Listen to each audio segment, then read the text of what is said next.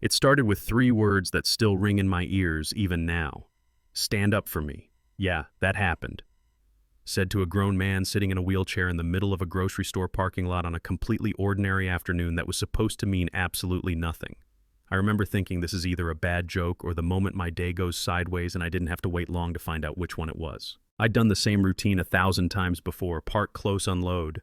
Slow bag by bag, no rush. The chair doesn't mean helpless. It just means different math. You plan every move, you don't hurry, you don't surprise yourself. The sun was out, carts were rattling by, people were half paying attention to their own lives.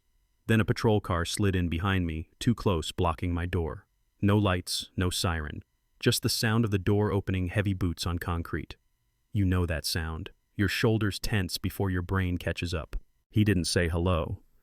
Didn't ask if I needed help. He just stood there looking at me like I was a problem that needed solving. First thing out of his mouth wasn't a question so much as a challenge. What are you really doing here? I told him the truth. Unloading groceries. Same answer I'd give anyone. He leaned in closer, closer than he needed to be, and said, "Yeah, that's not what this looks like." Right then I knew this wasn't about groceries.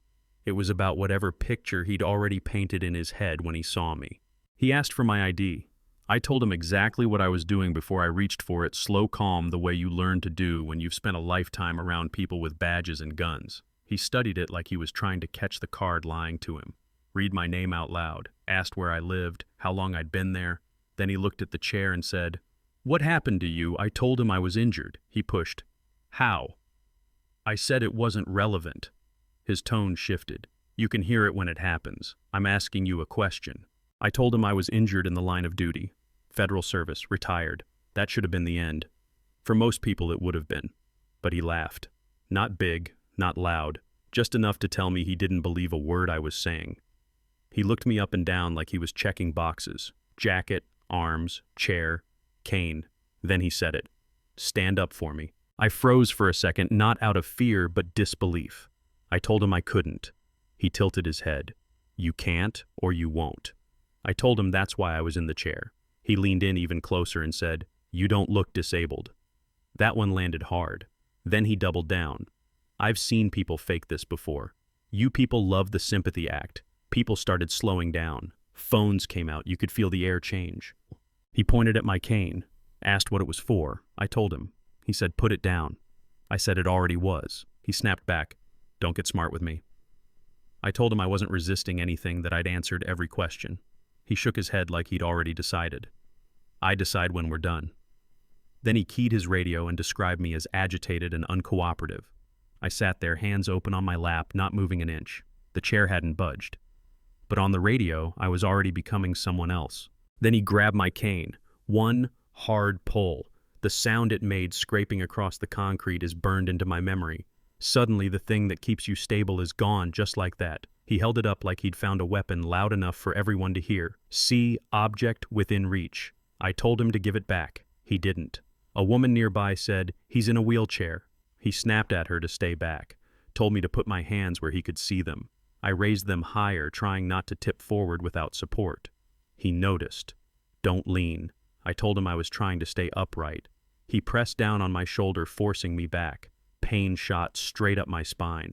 I told him not to touch me. He tossed the cane away out of reach, then moved behind my chair.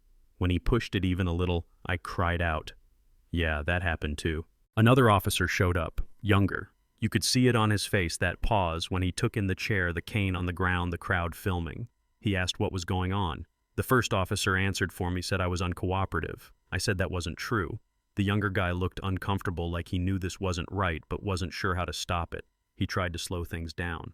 A supervisor arrived next. She didn't rush. She scanned everything. Then she asked one question that mattered. Why is his mobility aid on the ground?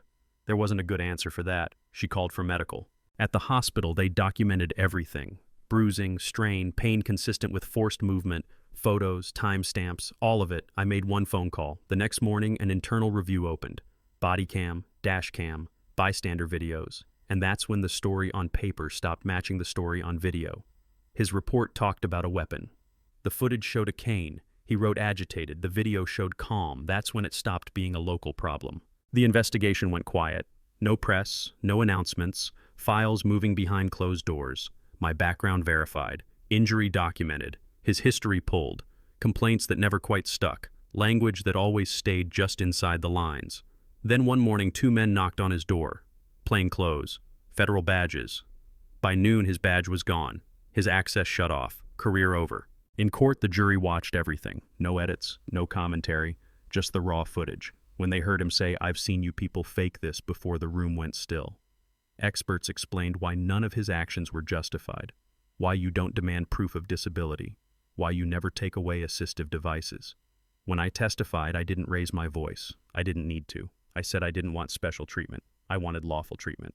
The verdict came back fast. Guilty on all counts. Prison time, permanent loss of certification, a civil settlement finalized quietly. No apology, just a number. People asked me how I felt afterward. I told them the truth. Tired. Relieved. Because this wasn't about revenge. It was about accountability. That video is still out there. Millions have seen it. Not because it's shocking, but because it's familiar. A routine moment. A bad assumption. Someone who thought nobody important was watching. This time they were. So here's my question to you. Where do you draw the line between authority and abuse? Have you ever seen something like this and wondered what you would have done? Drop your thoughts in the comments, tell your own story, if you've lived something similar, and if you want more real cases where power gets tested and the truth doesn't disappear, make sure you subscribe.